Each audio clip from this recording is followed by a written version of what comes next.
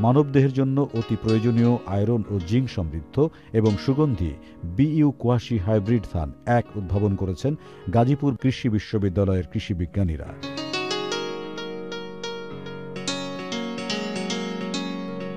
জাতটির চালে প্রচুর জিঙ্ক ও আয়রন রয়েছে। জাতটি আমন ও বোরো উভয় মৌসুমে আবাদযোগ্য। এ জাত নিজস্ব জার্মপ্লাজম ব্যবহার করে উদ্ভাবিত। বিশ্ববিদ্যালয়ের জেনেটিক্স অ্যান্ড প্লান্ট ব্রিডিং বিভাগের অধ্যাপক ডক্টর এম এ খালেক মিয়া ও সহযোগী অধ্যাপক ডক্টর নাসরিন আক্তার আইভী এ জাতের ধান উদ্ভাবন প্রক্রিয়ায় যুক্ত আছেন। জাতটি এখন অবমুক্ত পর্যায়ে রয়েছে। সুখবর প্রতিদিন।